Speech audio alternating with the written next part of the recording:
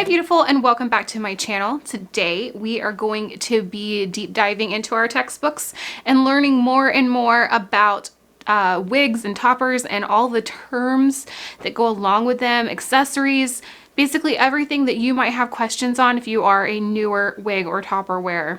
So let's just jump right in. So the first thing I want to talk about is toppers, the difference specifically between toppers and wigs. So wigs are meant to cover your entire head, whereas toppers are meant to integrate in with your bio hair. So what you would do is you would leave your bio hair down, you'd put this on and clip it in, and it would integrate with your hair to add more fullness on top. Kind of think of a toupee for women is essentially how I would explain that. So that's what a topper is. Now the next thing that we have before we get to full wigs are called falls. Falls are a little bit different. They cover more than a topper does, but they don't cover as much as a full wig. This particular one that I have is a ponytail wig slash 3/4 fall, and it's meant to be worn about to right here if you're gonna wear it as a fall with the full headband attached. This one I cut the headband so I'd pull a little bit more forward. And you can even integrate your own hair if it matches. Falls, traditional falls are meant to be integrated with your hair in the front and just give you more fullness in the back. These kind are more of the ponytail kind where you can put them up in a ponytail or you can leave it down and wear it kind of like a sport headband. Then we graduate into what I'm wearing here, which is a wig. And there is tons of things to talk about when we come down to wig. Typically basic construction wigs are going to have just some harder lace on top. They're going to have wefting. This is called wefting, which is where the hair is sewn on the wig rather in straight lines rather than individually each hair sewn into the wig. The front is going to be very basic. The ears and the neck will be very basic. Basic caps. Again, you're not getting a lot of frills, but like if you have a wig like this one that has bangs, you can sometimes get away with that because you're covering all of that up. These combs, while I still have it out, a lot of the fashion wigs are going to come with combs that are meant to help you to secure them to your bio hair. So you can put those combs in. This particular one only has one in the front, but a lot of times they'll also come with them in the back, but that's what they look like. If you find a wig that you have is a little bit big, you can get these separately and just sew them into your wigs yourself. All right, so that's a basic cap. So let's talk a little bit more about what goes into cap construction. So this is also a basic cap here, but it's a little bit higher quality. This is a hairdo wig. This basic cap has a little bit better quality lace on the top. It also has this comfort felt hairline. So if you ever see the term felt hairline, that's what this looks like. It's just a little bit more comfortable up there. This particular one has bangs, so that's all covered. The next thing that I want to talk about that people seem to be confused on is a term called permatease. The purpose of permatease is to give you some volume. This wig that I'm currently wearing doesn't really have any. It lays rather flat up against the top of my head. However, wigs that have permatease have a little bit more volume. So if I get this closer to the camera for you, see if we can get it. There we go. All down here in this rooting, you can see these tiny little hairs sticking up. Those are the permatease.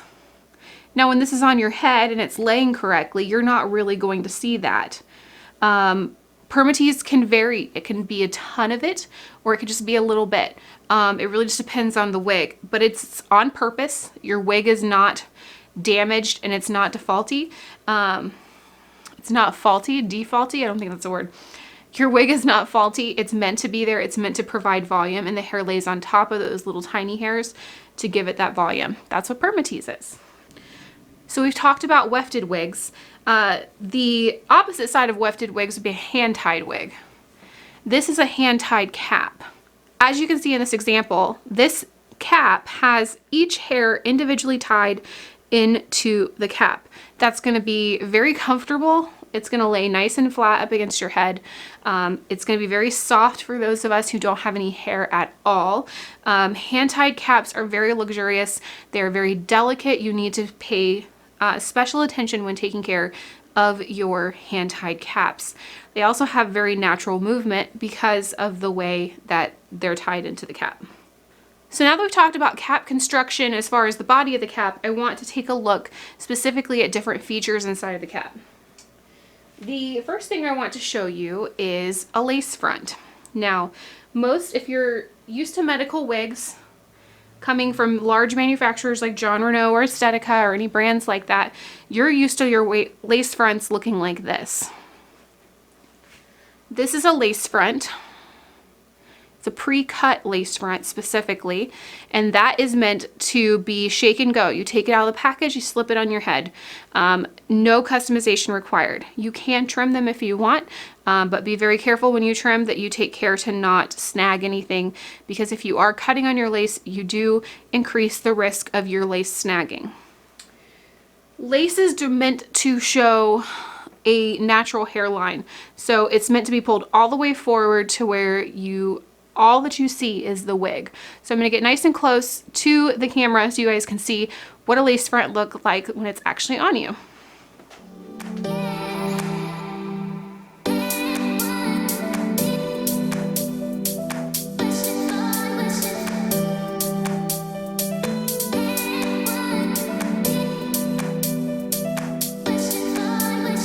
So that lace is meant to blend into your actual skin here, to provide a new hairline for you.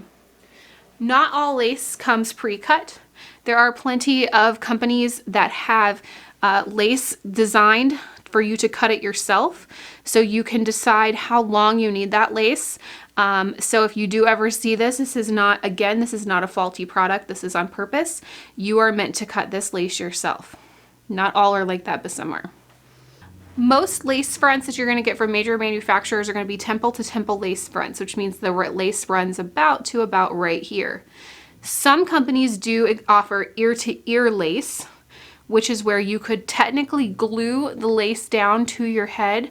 A lot of the wigs that are used for TV production and movie production are full lace fronts, and that's because they'll pull their hair back and they want to make sure that none of this is showing, and it's glued down to the side of their head. So there are those type of lace fronts as well that go all the way to the ears.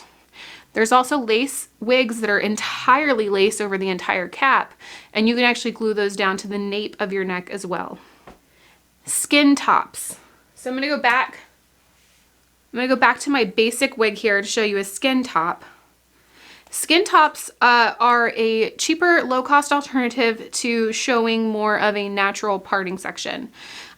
So you'll see skin top in a lot of the more fashion or cheaper lines. And what it is, when you look at the when you look at the top, it will appear, if I can get it that close, that there is skin underneath. Hopefully that's showing. However, it's quite bulky. It's this section right here underneath. It's quite thick. It's that shiny stuff that you see underneath there. It's kind of a piece of like polyurethane, very thick polyurethane that's sewed into the underside of the wig. And then the hair is sewn into it to provide that skin top there. Okay, monofilament. Monofilament is something you guys have heard about as well. So monofilament comes in two different types and two different coverage options. So you have single monofilament. This is single monofilament. It's this entire section here that you can part in. Anywhere that you see this on your wig is the area in which you can change your part. It also comes in double monofilament, which is just two pieces of monofilament put together, and it's a little bit thicker and a little bit more opaque, so it provides a more realistic top. Monofilament can also be what's called a monofilament side part. This is a monofilament side part, where as you can see, you have this very heavily permateased area here, And then you've got this monofilament section here, which means that you can part the wig in this section only. So if you were to part the wig anywhere else, you would run the risk of seeing the actual wefts of the wig. So only part where you see that monofilament. Silk tops. I don't actually have a silk top wig yet. I should have one in a couple of months. I'm having one custom made for myself. So silk tops are the Cadillac of replacement scalp, so to speak. Silk tops are going to be the most realistic, the most skin-like texture that would show your scalp. And they are, think of like quadruple monofilament. It's a very fine, very dense fabric that the hair is woven into at the top that is meant to mimic human scalp. When you have to get very close to even figure out that that's not real scalp. It's very convincing. Okay, so we're gonna get a little bit more into the cap construction. So you also have ear tabs. Have you ever heard of ear tabs? Ear tabs are not all the same. So we have a couple of different styles here. So a very basic ear tab style is an open ear tab. This hairdo wig has an open ear tab. You can actually take glasses. I actually have a pair of my glasses. You can actually take your glasses when you're wearing them and stick it through the ear tab so that you don't have to worry about laying them on top of your ear tabs or under your ear tabs. There is such a thing as an open ear tab where you can just simply place your glasses straight through them. They look like every other ear tab. The only difference is that they are open. There is a hole there. Then you have basic ear tabs, which are just like those, only they don't have holes in them. It's just that tougher lace material on them. And then your Cadillac ear tabs are going to be the felt covered ear tabs here. This is very soft up against your skin. It feels very soft and silky. Ear tabs usually have metal inside of them as well, to where you can bend them to conform more to the shape of your head. Polyurethane strips. For those of you who do not have lace fronts, I personally haven't seen a lace front with a polyurethane strip, but I mean, I don't know. It could happen. I have a polyurethane strip on my lace front topper. This little band-aid looking color here is a polyurethane strip. The purpose of this is for you, if you needed to, and you were completely bald, in this particular topper right here, you could put a piece of tape on that and then glue it to your head. Same thing with wigs. They will have them a little bit further up here, and it'll be a long strip of polyurethane, and you can use the tape to put that on your head and make sure it's secure. Alternative methods of securing, you've already seen the combs that you have on the basic wig. You can sew those in. There's also clips that you can purchase to sew into your, a lot of people put them in their ear tabs. They'll sew them directly onto their ear tabs or into the wig themselves. The difference between a comb and a clip is that a comb is meant to just slide into your bio hair. Clips are these tiny little pressure sensitive clips that you clip into place. So I don't know if you can hear it or not, but they have a little click when you open them and a click when you shut them. And what it does is it really grabs that hair and holds it into place. So that's a clip. All the toppers come with clips, and then some combs come in wigs. Finally, as far as cap construction, we have adjusters. Wigs come in different kinds of adjusters, but a lot of them are adjustable to be a little bit bigger or a little bit smaller for you. So here is one type of adjuster. We have a Velcro adjuster. The nape is also this velvet, so it just attaches to the nape of the neck on the velvet there and hangs onto it. Another type of adjuster that I like to call are bra strap adjusters. I doubt that's the actual name of them, that's just what I call them. Bra strap adjusters are very much like a bra strap. You can make them bigger or smaller just by pulling. That is a bra strap adjuster. So I'm making the wig shorter and bigger that way. Some of the bra strap adjusters also have hooks. This is a different type. I still call them bra strap, but they're a hook adjuster The back of the nape will have different slots like you would have in an adjustable bra, and then your adjuster has a hook on it, and you simply choose which one of these areas to hook into. And if you come more towards the outside, it will be bigger. Into the inside, it will get smaller. All right, last thing about caps are the nape. The nape, there's a couple of different types. So you have a nape that is just a regular non-extended nape, which means it's just this one line going across here, and then the hair immediately starts. Some wigs have extended napes. As you can tell, we have this longer section here underneath the tag and before the hair starts of this longer velvet section. I find that to be the most comfortable and also the most grippy back here. Again, it's just a comfort. It's just an upgraded comfort item on your wigs, but a lot of them are coming that way now. Okay, so the next section I have are hair types. Don't really have any specific examples for you, but we're gonna talk a little bit about them. We have human hair versus synthetic hair. Human hair obviously came from a human. Synthetic hair was manufactured and synthetic. Human hair is going to be more expensive, regardless of quality. It will always be more expensive than a synthetic piece. As long as if you're looking for the cream of the crop, you're gonna want European hair.